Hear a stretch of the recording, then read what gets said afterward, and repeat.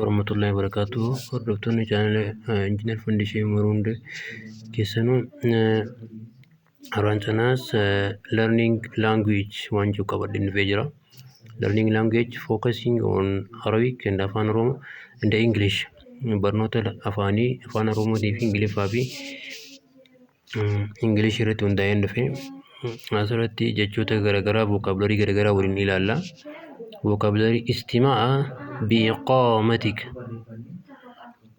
jechuun maal jechuun turtii gammachuu siif haa ta'u. Enjoy your stay. Istimaara jechuun itti fufuu continue jechuudha.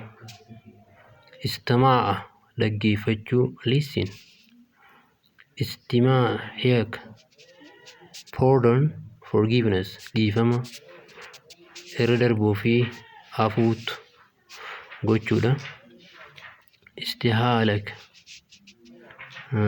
the consumption hamma barbaachisu jechuudha. Istaweynaa Estooniyaa biyya Estooniyaati. Istiqaadha awake wake up dammaqsuu yookaan ka'uu jechuudha. Istijaara rent kiraa yookaan kireessaa.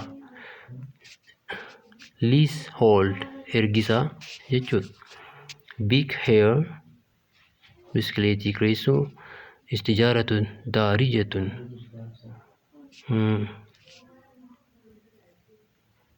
al-islaamu islaama jechuudha. Islaamummaa yookaan amantaa islaamaa jechuudha.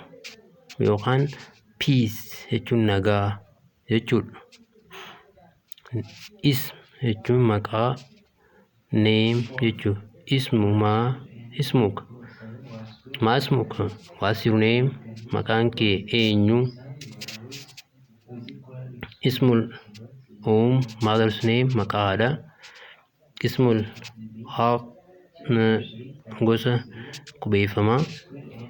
Ismul ashaaraa nickname maqaa dabalataa kan ittiin beekaman. Ismul mustakhdam username maqaa itti fayyadaman. Ismuk your name eenyu namoota baay'eedhaaf yookaan immoo kabajaaf kan jedhamu. Ismii my name maqaan kiyya. Teeth isnaan ilkaan fuulduraa jechuudha. Sign up dorgommii yookaan itti seenuu banachuu. Ishtiraak banachuu miseensa keessa seenuu. Subscription jechuun miseensa keessa seenuu. Famous beekamoo. Ishtihaaraa asbaa al-qadiim finger of foot qubee miilaa jechuudha. Isbaa al-yad finger quba harkaa. Asghar sin younger small ijoollee irra xiqqaa jechuudha. Ad-daqxul miyaaz press on advantage maxxansaa fi faayidaa. Shoot dhee itti dhokaase. Atlaq an-naara check out mirkaneeffachuu. Axlaat seen mul'ate ergame. Adaatu difaa'i to refund lammii kaffaluuf deebisanii kaffaluuf. Irda tanshiiq refresh bashannanuu jechuudha. Consideration or regard bakka isaa ilaalchisee. Itibaara considered hubatame ilaalchi godhameef. Itadara apologize dhiifama gaafachuu. Itaroda objection diddaa yookaan diduu falmii fincila. Itarafa admit hubachuu. Confess beekamtii kennuu addaan baafachuu qorachuu jechuudha. Itazama itti yaadamee intend. Itiqaada face opinion yaada yookaan hubannoo xinxala. Itaqala arrest hidhamuu yookaan seeraan adabamuu.